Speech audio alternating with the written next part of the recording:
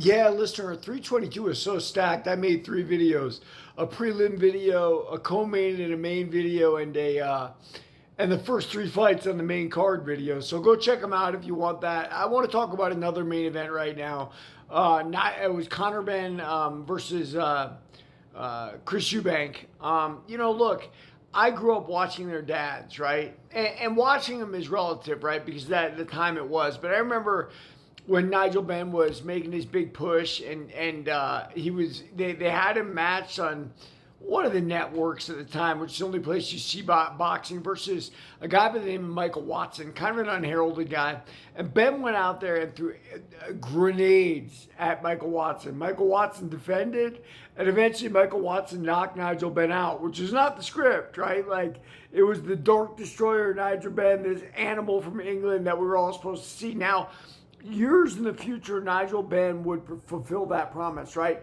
Knocking out Gerald McClellan. Very sadly, Gerald McClellan's career came to an end there. He got injured that night that he never recovered, and that's one of the things about boxing. And I think it's one of the things about modern MMA. It's a little bit better. They don't push people so far off that rope. 12-round bouts in boxing, it's like running a marathon where you're getting hit in the face.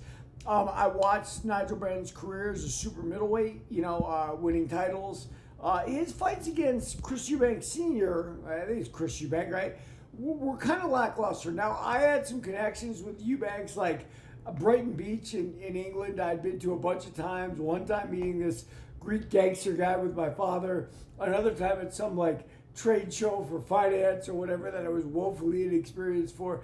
But Brighton's been on my map. And being from Southern California, I always looked at Brighton. I'm like, wow, this isn't a beach. Until I saw the Northern California beaches and beaches everywhere else, right? It's just Southern California is just a shade off Hawaii, As far as their bout goes, I saw the first one, Conor versus Eubank. And it was a hell of a fight. Obviously Eubanks won, but Conor put up a hell of a fight. And Conor's a smaller guy, and they didn't expect that out of him. Now, this fight, apparently Eubank was very lackluster, got knocked down twice at the end, and he couldn't put anything together. And look, very likely it's a weight cut issue. I don't know how you solve that in combat sports. Sometimes you're a 5'10" guy that weighs 250 pounds and you look fat, but you're meant to be a heavyweight. Sometimes you look the part and you don't have the chin. Like, what our bodies do and what they allow us, where they allow us to bring them, is very random. I mean, is it fair that weight bullies like David Benavidez or Conor McGregor can have success sucking off weight and still feel healthy? No, but there's nothing fair about life. There's nothing fair about the fight game. I hope there's a third match. I don't think either one of them necessarily need it, but there's big money. I mean, those two were huge stars. I mean, I was in England when Nigel Benn fought Stevie Collins for the second time and lost. And I think that was his last bout, if I'm not mistaken. That was the same night, I think, as Tyson Holyfield won, if I remember correctly.